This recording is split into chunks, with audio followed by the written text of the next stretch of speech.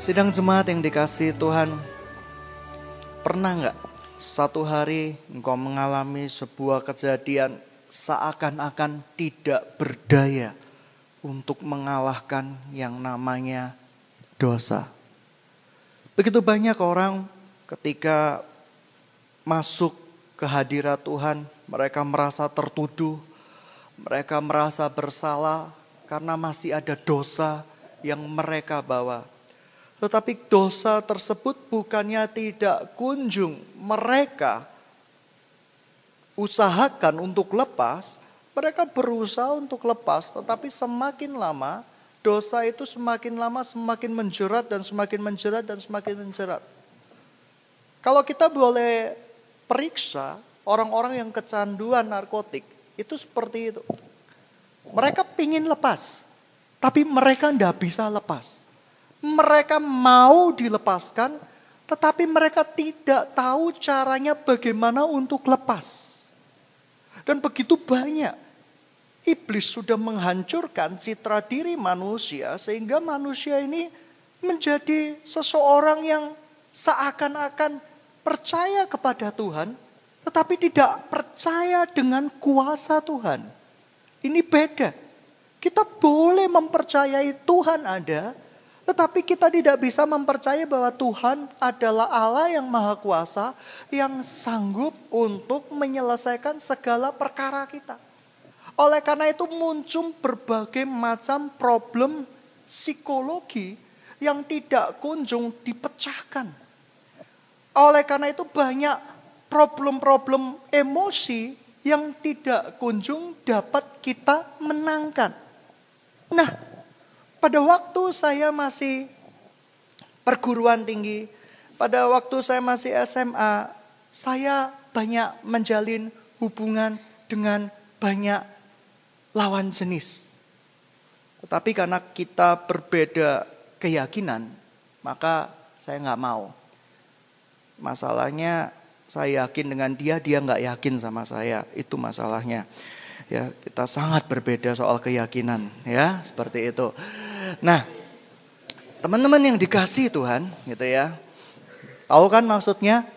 Aku yakin dia pasanganku, tapi dia nggak pernah yakin kalau saya pasangan dia. Nah, oleh karena itu menciptakan problem-problem emosi. Saya merasa tertolak, saya merasa rendah diri dan yang lain-lain. Oleh karena itu saya berusaha untuk mentransformasikan rasa rendah diri saya dalam bentuk-bentuk yang berbeda. Saya berusaha untuk mencari pacar, tak kunjung selesai, tak kunjung dapat. Saya berusaha untuk mencari kegiatan-kegiatan gereja yang membuat saya bisa eksis waktu itu. Pemain musik, saya pernah jalani profesi tersebut dengan satu alat musik, satu kunci dan semua nada sama. Ketika hamba Tuhannya minta kunci F, kunci G, saya selalu berhenti karena saya tidak pernah bisa memainkan itu. Saya ingin bisa memainkan kunci C, keyboard kunci C, gitar kunci C, dan semuanya kunci C. Jadi ketika hamba Tuhannya berkata sama pemain musiknya, ayo nadanya lebih tinggi, naik, saya diam. Seakan-akan menyembah di dalam roh dan kebenaran. Seakan-akan hanyut di dalam roh dan kebenaran. Saya pernah beralih profesi menjadi song leader. Waktu itu suara saya cukup bagus lah. Tetapi agak norak. Waktu itu lagu penyembahan. Saya buat memang awalnya kan dibuat untuk penyembahan. Saya buat menjadi lagu puji-pujian gitu ya. Ya contoh gitu ya, saat ku masuk, ya kan. Saya nyanyikan dengan lagu, dengan rancak, saat ku masuk gitu ya. Hamba Tuhannya terbelalak, ini song leader dari mana gitu ya. Song leader dari Hong Kong gitu. Tapi ya udahlah, itu masa lalu. Ada begitu banyak problem-problem emosi yang tidak pernah kita selesaikan.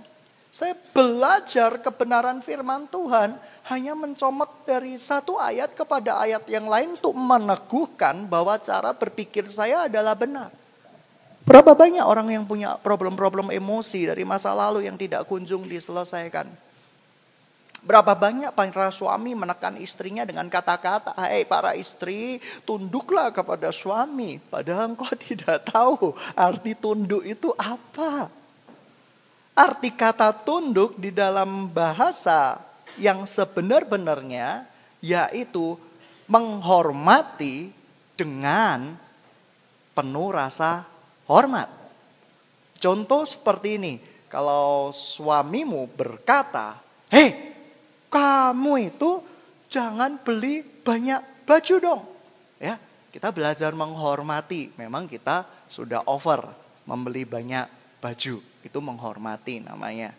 Tapi kalau suamimu berkata, "Hei, kamu jangan banyak berteman dong. Jangan banyak beribadah dong." Nah, ini bukan tunduk sebenarnya. Ini lebih ke arah, saudaraku, ini bukan kata-kata respect. Seorang suami harus memiliki satu kata. Dia harus belajar direspeki oleh istrinya. Nah, ini adalah sebuah tolak ukur yang harus kita lakukan sama-sama. Kalau tidak, begitu banyak pernikahan yang hancur. Sering kali orang konseling berkata bahwa, dia nggak pernah tunduk ini. Dia nggak pernah taat ini Bapak Pendeta.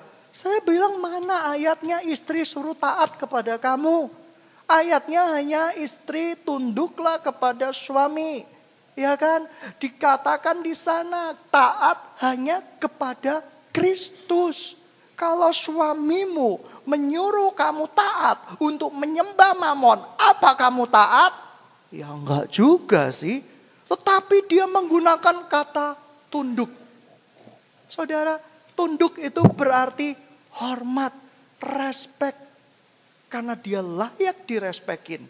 Walaupun dia tidak layak direspekin, kita menjawab dengan respect, dengan hormat. Tetapi tidak semua keinginannya harus ditaati. Mengerti maksud saya?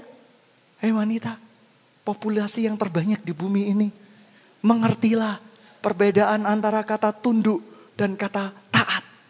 Ya, taat kita hanya kepada Kristus. Jikalau engkau punya pacar, teman spesial berkata, "Cium aku, tunduk kamu sama aku." Ini orang gak perlu dihormati, buang saja. Iya kan? Lempar dia jauh-jauh.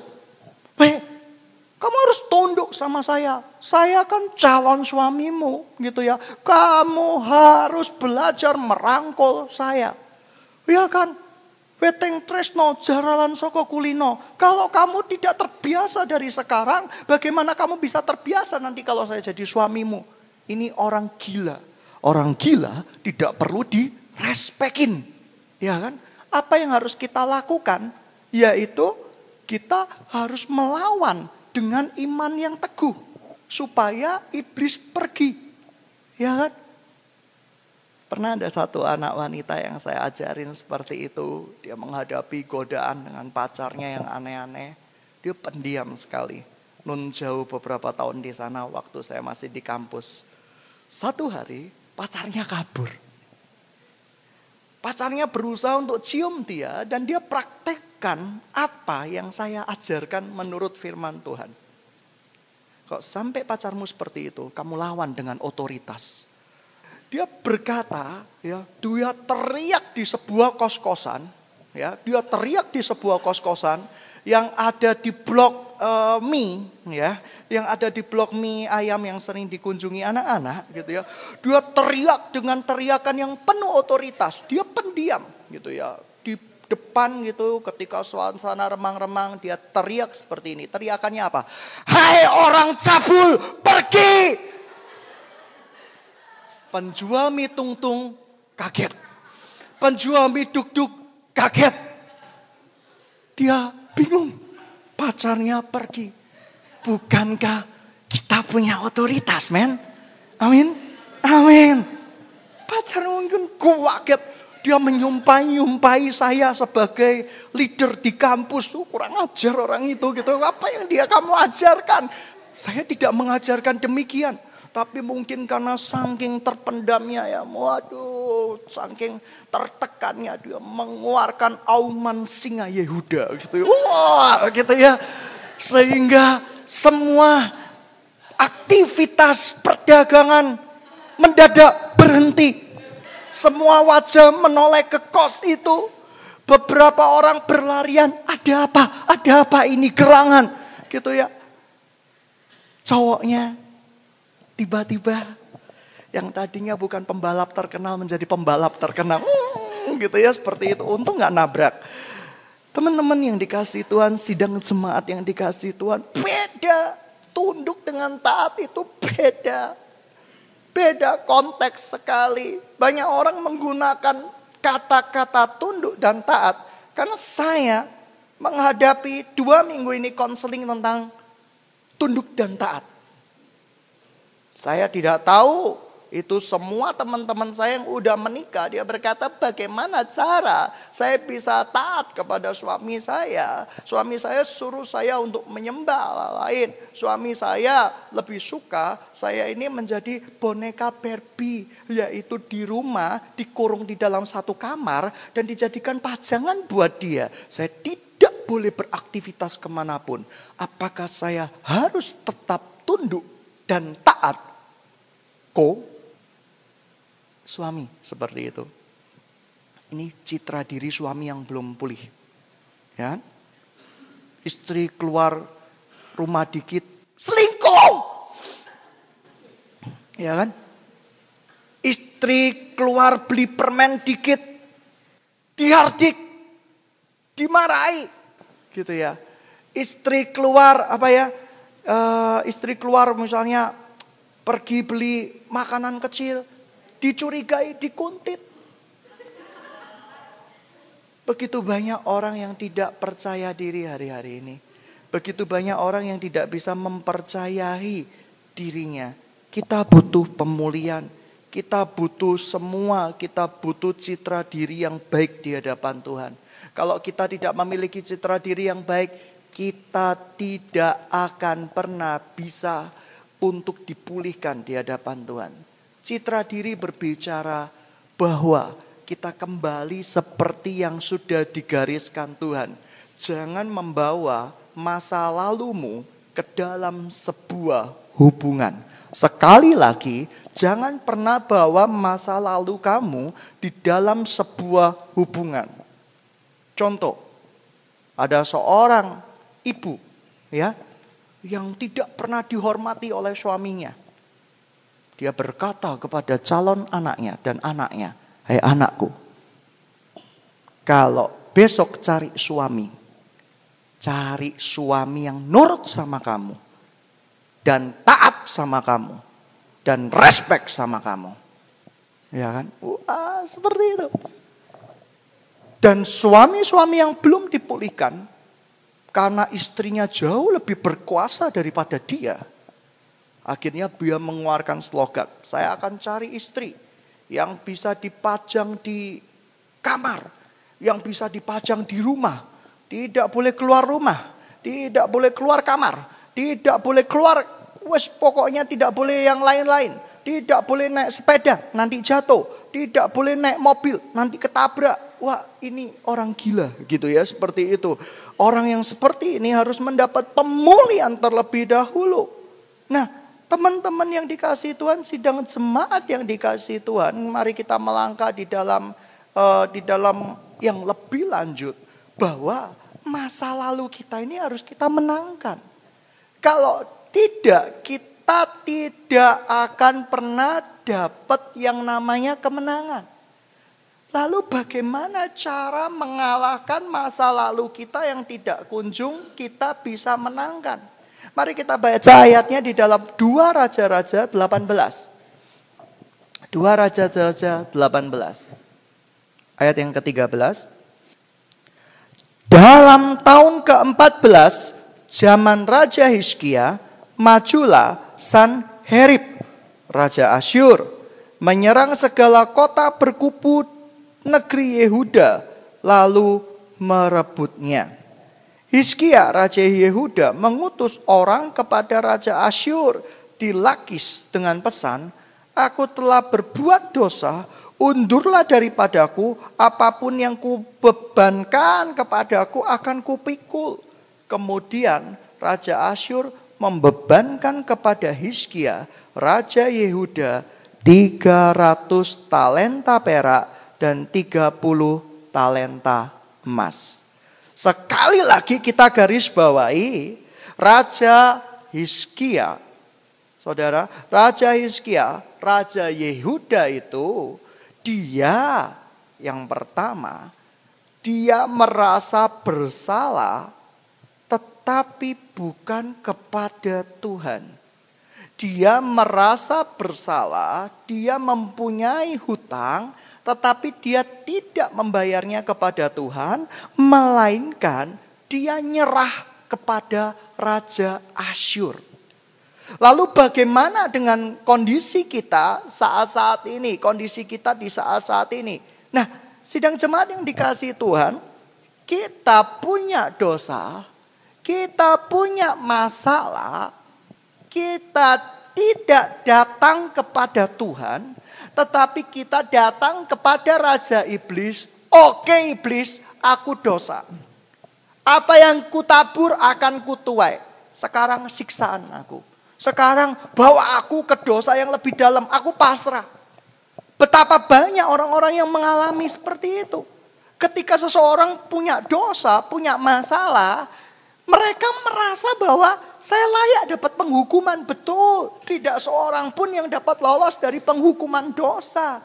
Tetapi ketika kita jatuh ke tangan Tuhan, maka segala kemenangan, segala kemuliaan akan diberikan kepada kita. Tuhan mendidik, Tuhan tidak menghukum. Beda. Kalau iblis itu menyiksa. Sekali lagi, bedanya jatuh ke tangan iblis dengan jatuh ke tangan Tuhan itu bagaimana? Seseorang yang punya kecanduan narkotik, kecanduan perkara-perkara seksual, dia berkata bahwa untuk supaya dapat kompensasi dari rasa bersalahnya, dia berkata, saya udah rusak, saya dibuang dari keluarga gak apa-apa, saya terima hukumannya, saya lebih parah lagi, gak apa-apa, saya kan udah rusak. Dia sadar akan dosa-dosanya, akan tetapi cara dia untuk mengatasi dosa-dosanya salah. Dia berkata, saya sudah rusak lagi gak apa-apa. Saya tahu, biar saya bisa diketahui banyak orang bahwa saya ini sampah. Sudahlah, enggak apa-apa. Tetapi kalau kita dididik Tuhan, itu berbeda. Dididik Tuhan, kita akan didisiplin Tuhan, kita akan diberikan sebuah didikan yang sangat keras dari Tuhan, akan tetapi mendatangkan apa? Kemenangan. Khotbah itu mudah. Semua orang yang berbicara pasti bisa berkhotbah. Bahkan seseorang komedian bisa berkhotbah. Amin. Amin. Seseorang yang pandai pidato bisa berkhotbah. Seorang yang pandai berkata-kata di pasar dengan teman-teman arisan pasti bisa berkhotbah. Khotbah itu cuma berapa menit sih? 30 menit, 1 jam. Tapi khotbah sesungguhnya yaitu berapa jam? 24 jam. Dan seminggu itu ada 7 hari. Itu khotbah yang sesungguhnya. Dan seringkali mudah berkhotbah di depan mimbar ini. Tetapi selama 7 kali 24 jam, justru itu khotbah besar-besaran. Bisa enggak saya mengatasi kuasa itu? Bisa enggak saya mengatasi kemenangan atas khotbah-khotbah yang sudah Tuhan berikan di dalam hidup saya? Mudah memang berkhotbah. Berikutnya, mari kita baca 2 Raja-Raja 18, 13, dan 14. 15, mari kita baca. Hizkia memberikan segala perak yang terdapat dalam rumah Tuhan dan dalam perbendaharaan istana raja. Sekali lagi Hizkia memberikan segala perak yang terdapat dalam rumah Tuhan dan dalam pemberendaran istana raja. Dan 16 ini ayat yang paling melas dunia.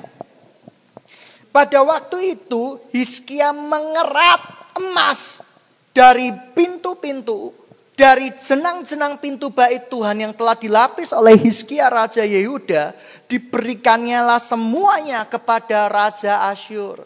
Anda tahu Dia yang begitu cinta Tuhan, berani bayar harga, berani berikan semuanya. Akan tetapi ketika menghadapi masalah, dia menyerah kepada iblis. Dan dia seperti seorang pengemis, menarik ludah kembali. Dia mengerat apa yang pernah dia berikan kepada Tuhan untuk membayar hutang. Kalau Anda tinggal di dalam dosa, iblis tidak akan tinggal diam. Dia akan berusaha Anda untuk mengembalikan apa yang pernah Anda berikan kepada Tuhan. Talenta-talenta akan dikerati habis, akan diambil alih habis oleh iblis. Dan dia tidak akan pernah puas sampai semuanya itu terjadi. Hizkia mengerat emas, melas. Bayangin, seorang raja yang daun pintunya dari emas, yang tadinya dipersembahkan untuk Tuhan. Karena dia buat salah, dia buat dosa, dia nggak lari kepada Tuhan. Dia berusaha untuk membayar hutang dengan caranya sendiri. Akibatnya kemuliaan Tuhan dia gadaikan. Emas-emas dia koret-koretin sampai habis. Dan dipersembahkan kepada Raja Asyur itu. Selesai Raja Asyur puas? Tidak.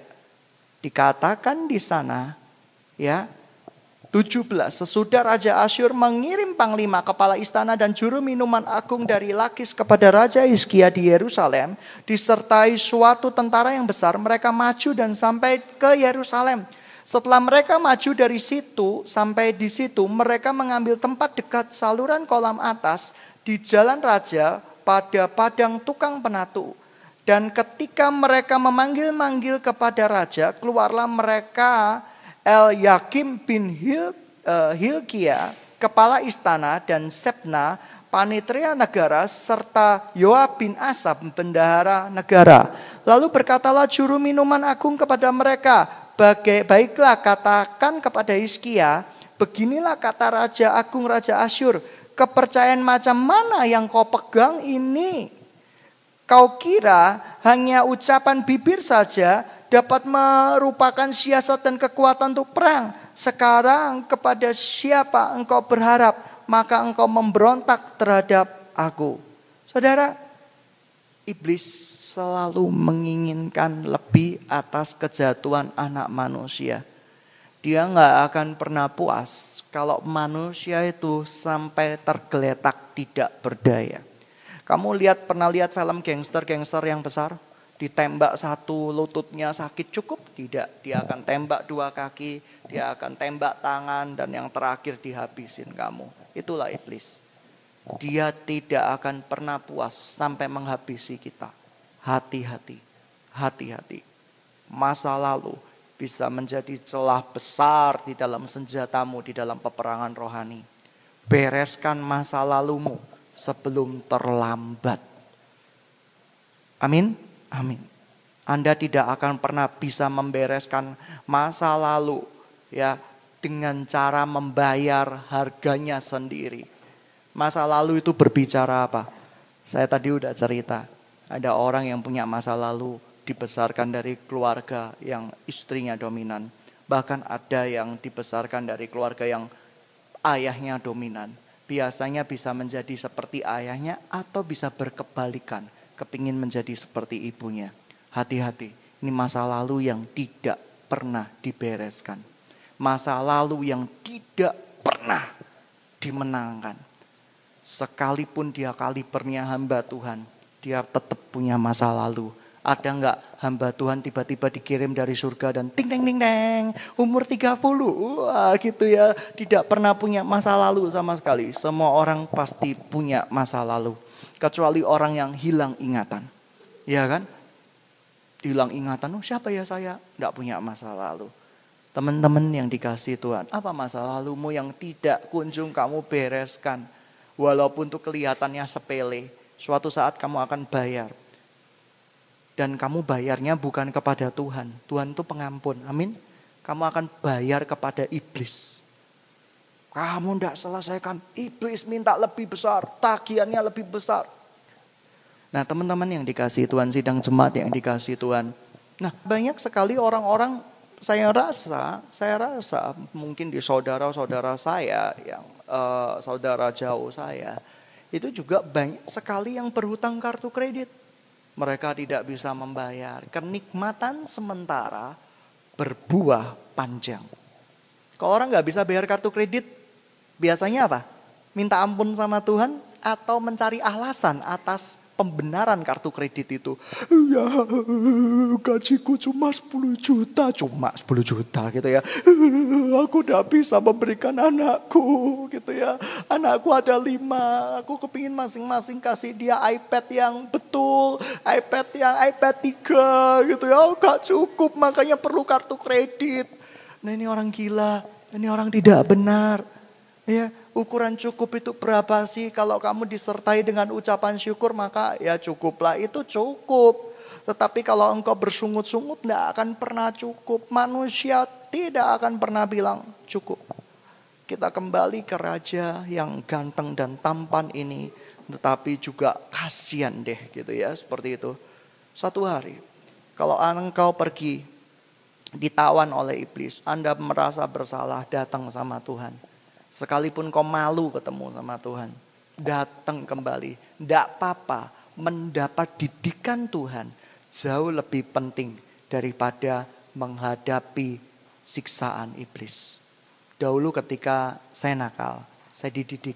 Memang didikannya cukup keras. Ya, pakai bambu. Penebah kasur tau ya, saya dipukulin di bagian yang diciptakan untuk dipukul. Alias bokong gitu ya. Kamu nakal gitu ya, seperti itu. Tapi ada yang kebablasan sih, pakai tangan sampai tangan saya biru-biru semua.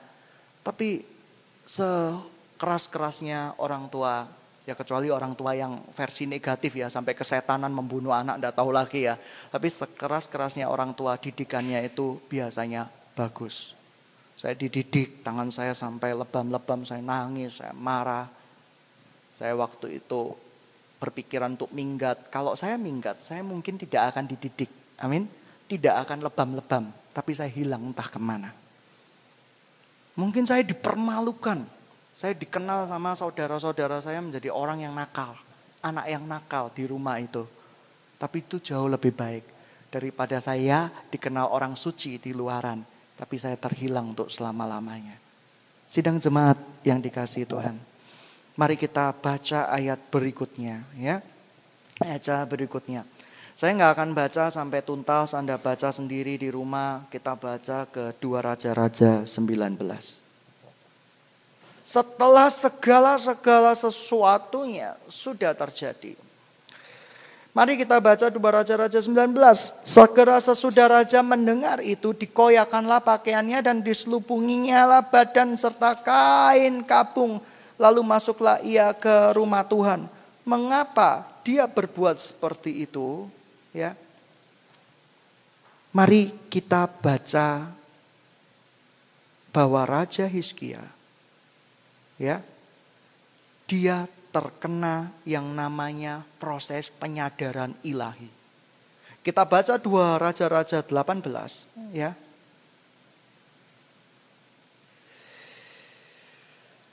31. Janganlah dengarkan Hizkia, sebab beginilah kata Raja Asyur. Adakanlah perjanjian penyerahan dengan aku dan datanglah keluar kepadaku. Maka setiap orang daripadamu akan makan dari pohon anggurnya, dari pohon aranya, serta minum dari sumurnya. Intimidasi semakin kuat ya, semakin kuat.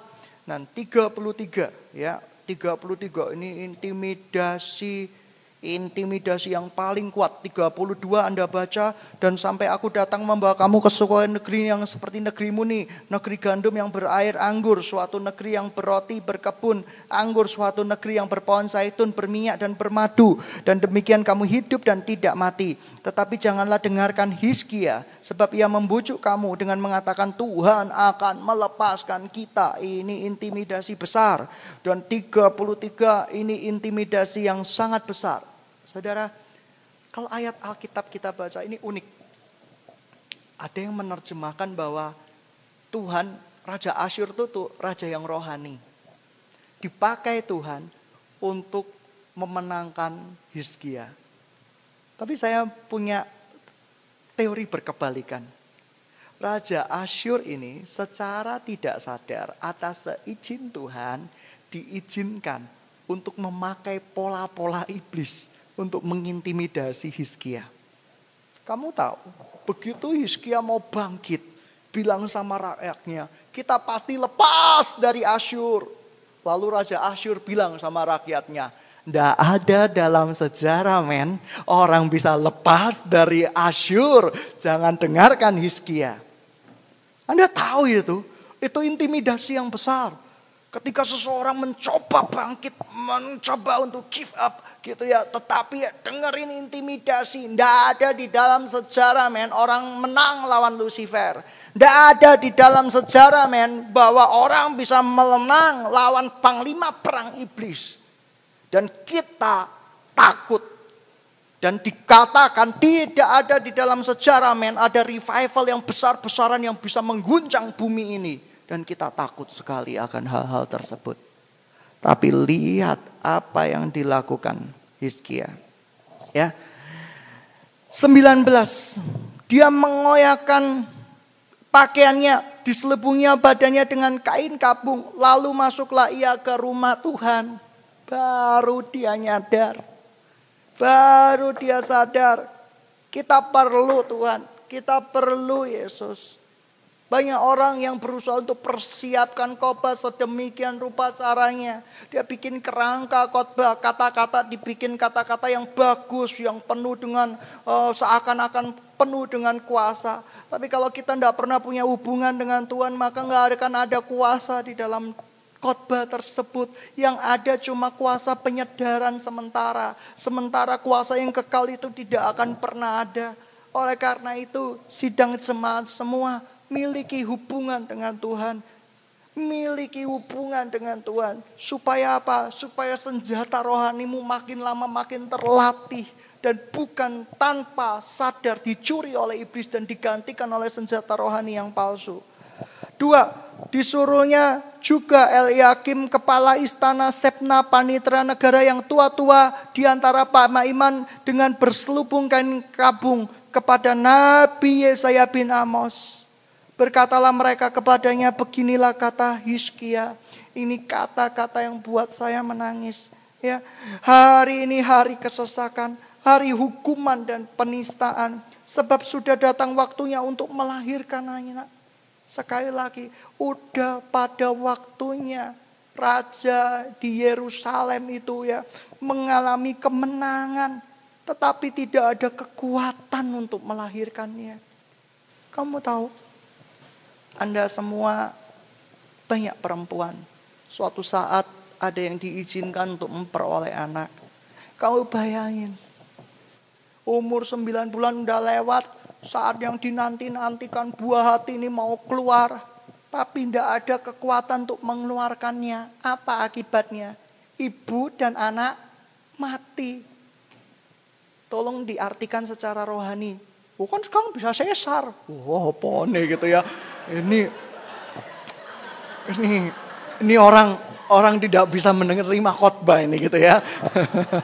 Selalu banyak alasan untuk mencari. Tapi Tuhan berkata bahwa gak ada kekuatan. Sekalipun kamu sesar, sekalipun kamu apain, kalau kamu sudah gak ada kekuatan, kamu mati. Kamu pikir operasi sesar tidak ada resikonya. Resiko jauh lebih besar. Seperti itu. Tidak ada kekuatan untuk melahirkan. Berapa banyak anak-anak Tuhan tidak punya kekuatan untuk melahirkan secara rohani. Perut udah gede. Ya kan? Dibawa kemana-mana. Revival sebentar lagi. Revival for Jesus. Revival for Jesus. Tetapi dosa masa lalunya tidak kunjung dipulihkan gitu ya. Akhirnya apa? Para pria-pria dan wanita-wanita yang mengandung bayi-bayi kebangunan rohani yang besar. Akhirnya berjajar bersama-sama, berfoto bareng dan akhirnya mati bersama-sama. Nggak ada kekuatan. Revival Jesus. Gitu ya. Aduh, gak ada kekuatan untuk melahirkan. Kamu bantuin dong lahirin anakku. Kamu dong bantuin dong. Akhirnya mati sama-sama. Bayi-bayi kebangunan rohani dan ibu bapaknya mati sama-sama. mau yang seperti itu. Jangan sampai. Kadang kita seperti Raja Hizkia. Revival sudah di depan mata. Tapi kita gak ada kekuatan untuk melahirkannya. Ya kan? Kalau dukun beranak bidan. Jangan dukun lah. Ini kekristenan. Pakai dukun lagi. Bidan gitu ya. Kalau ibu-ibu melahirkan apa? Bu, dorong. Ayo lanjutkan. Teruskan bu. Menang. Pasti bisa gitu ya. Kamu bisa, kamu pasti bisa gitu ya. Kau tetap akan berusaha gitu ya. Wah mungkin, wah iya pasti bisa. Nah saudara, saya cuma mau kasih tahu, kamu pasti bisa. Kamu pasti bisa. Kita pasti bisa. Tapi dengarkan ya, dengarkan. Ayat keempat, mungkin Tuhan Allahmu sudah mendengar segala perkataan juru minuman agung yang telah diutus Raja Asyur. Tuannya untuk mencela Allah yang hidup sehingga Tuhan Allahmu mau memberikan perkataan hukuman karena perkataan-perkataannya yang telah didengarnya. Maka baiklah engkau menaikkan doa untuk sisa yang masih tinggal ini. Kondisi Raja Hizkia udah parah. Sudah jatuh, tertimpa tangga, tertimpa bangunan, tertimpa beton, tertimpa kursi, tertimpa segala macam. Saya nggak tahu ilustrasi yang paling tepat untuk menggambarkan kondisi Raja Hizkia. Ya kan? Sudah jatuh, tertimpa tangga, masih enak. Ini sudah jatuh, tertimpa tangga, gempa bumi, semuanya jatuh menindas dia. Dia tidak ada cara untuk lepas. Tapi Allah yang hidup ini iblis ini arogan enggak ya? Enggak ada ceritanya men. Gereja di Indonesia bisa mengalami revival. Hahaha. Katakan kepada, saya nggak bisa meniru, saya bukan iblis gitu ya. Katakan kepada mereka, berapa banyak orang-orang seperti itu. Masih bergumul aja dengan masa lalunya. Lihat, kebangunan rohani udah di depan mata. Dan enggak ada kekuatan untuk melahirkan. Bayangin.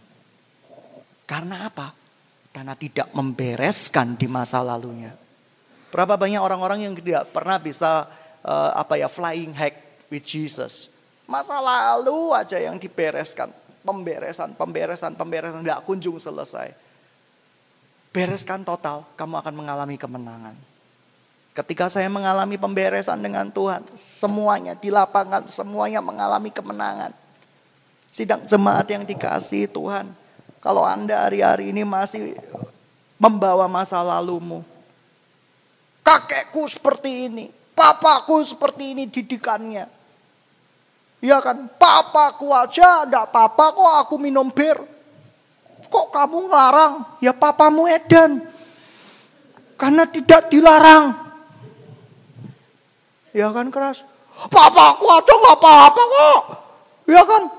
Saya pulang gak pernah malam-malam, pagi-pagi gitu ya, seperti itu. Sidang jemaat yang dikasihi Tuhan. Kita ada ribuan alasan untuk gagal. Tapi kita punya satu alasan untuk hidup. Kita begitu banyak ribuan alasan untuk meninggalkan gelanggang pertempuran ini. Ribuan alasan. Tapi kalau kita mencintai Tuhan, kita punya satu alasan yang tetap membuat kita hidup bersama-sama dengan Tuhan. Yaitu bahwa Dia gak akan pernah tinggalin kita sampai selama-lamanya. Amin. Amin. Bereskan masa lalumu. Karakter. Saudara, jangan pernah bilang ya, aku punya kelemahan. Kelemahan, dosa, tabiat buruk itu beda. Saya jelaskan dengan singkat. Kelemahan tuh kayak gini.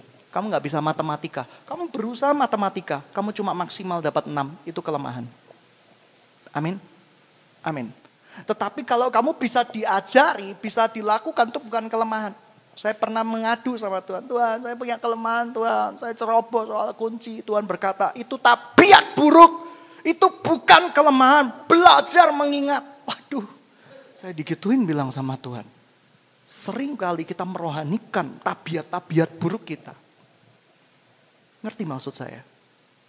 Tuhan, saya punya kelemahan Bu, dosen. Saya gak bisa bangun pagi. Saya punya kelemahan, itu tabiat buruk. Kamu bisa didisiplinkan.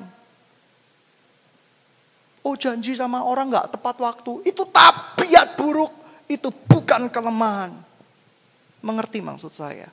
Begitu banyak orang yang merohanikan tabiat buruk dengan kelemahan.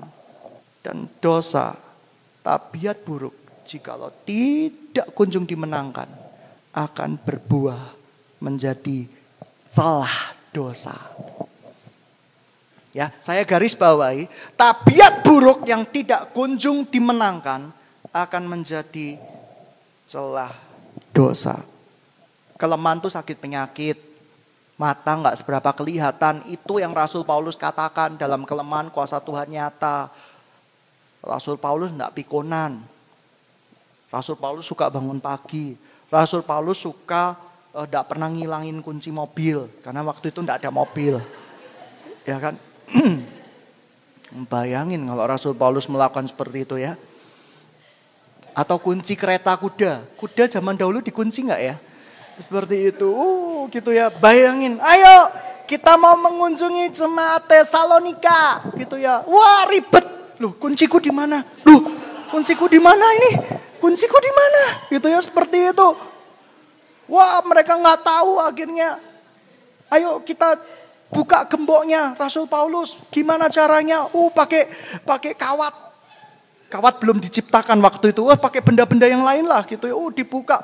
Aduh, tapi ini macet, caranya gimana? Pakai jarum. Ya tusuk pantat kudanya supaya berlari. Wah, akhirnya kita gunakan cara MacGyver gitu ya. Wah, kamu bisa bayangin seperti itu tabiat buruk. Ketika saya mendapat penjelasan seperti itu dari Tuhan, saya sadar saya perlu berubah. Saya selalu mengatakan, yes ini kan kelemahan. Ini bukan kelemahan ini namanya sudah pawaan buruk, tabiat buruk. Ya kan, tabiat buruk itu tidak bisa dirubah. Tapi ada kelemahan-kelemahan badani gitu ya, kayak misalnya mengigau. Ya udahlah, itu faktor alam lah. Kalau ada orang mengigau, saya punya teman rohani kalau mengigau itu serem, pukul-pukul orang. Waktu saya retreat gitu ya, saya dalam posisi doa menyembah Tuhan. Saya ingat waktu itu perguruan tinggi semester 2 gitu ya. Dia suka mengigau dan mengigaunya selalu berperang melawan iblis. Iblis enyah kamu blak gitu ya. Iblis kurang ajar kamu blak seperti itu. Aduh serem. Saya yang tidur di sebelahnya perlu perlindungan khusus dari Tuhan. Teman-teman yang dikasihi Tuhan, yang terakhir ya, kita baca bersama-sama. 9. Pada raja itu mendengar tentang Tirhaka, raja Ethiopia, berita yang demikian. Sesungguhnya ia telah keluar berperang melawan engkau. Maka disuruhlah kembali utusan-utusan kepada Hizkia dengan pesan. Beginilah kamu katakan kepada Hizkia raja Yehuda, janganlah Allah kamu yang kamu percayai itu memperdayakan engkau dengan menjanjikan Yerusalem tidak akan diserahkan ke tangan Asyur. Iki lebih parah. Teman-temannya Lucifer ikut campur. Oh jangan percaya sama Tuhan, jangan percaya sama Tuhan. Akhir ceritanya sudah jelas. Tidak jadi diserahkan. Ya. Saya nggak mungkin buat sesi khusus tentang Raja Hizkia ini. Anda bisa baca, bahkan sakitnya Raja Hizkia disembuhkan oleh Tuhan yang Maha Tinggi. Teman-teman, rahasia kita cuma satu, ngikut Tuhan. Percaya saja. Rahasia kedua apa? Taat. Taat itu berubah kemenangan. Hanya pada Tuhan sajalah kita taat. Amin. Begitu banyak orang yang berusaha untuk memperkaya dirinya dengan cara-cara duniawi. Begitu banyak orang yang begitu mendengarkan kata-kata iblis bahwa dia tidak akan pernah memperoleh kemenangan, bahwa dia tidak akan memperoleh pemulihan.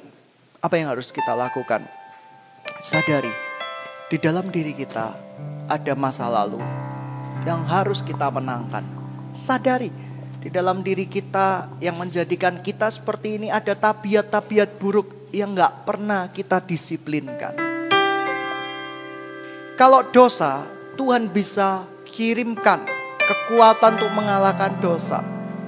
Tapi kalau tabiat buruk yang akan membuka pintu celah dosa harus kita usahakan dengan segala kekuatan kita, segala akal budi kita. Sidang jemaat yang dikasihi Tuhan, banyak orang yang mencari cara pintas untuk kaya. Mereka tidak mau berusaha, tidak mau bekerja keras. Mereka mencari-cari cara yang gampangan. Mereka untuk mencari-cari cara yang mudah.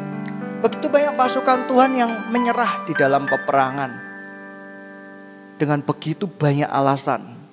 Karena ada sekeliling, ada sekitarnya yang pasukan Tuhannya cuma berjalan sendiri.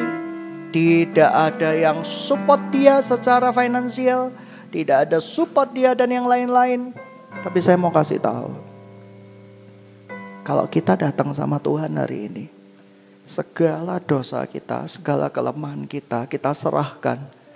Maka Tuhan akan berkata kepada kita, hai anak-anakku, engkau Yerusalemku.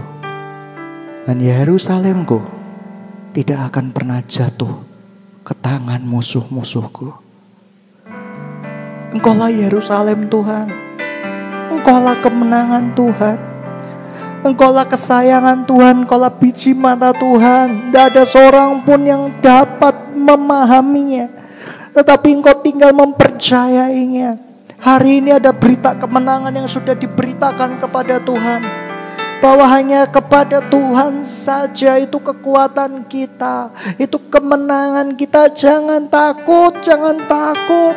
Aku menjagamu, kata Tuhan. Jangan takut, aku menopangmu. Aku bersama-sama dengan engkau. Memiliki hari depan yang penuh pengharapan. Taati aku. Percayai kata-kataku. Tinggali kata-kataku itu dengan imanmu yang paling suci. Maka aku gak akan pernah meninggalkan engkau.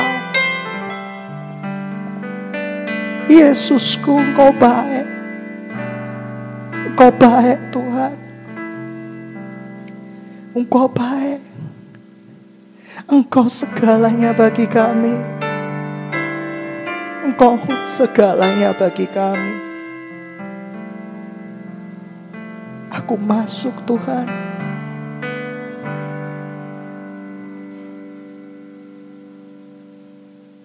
Engkau baik Tuhan. Engkau baik.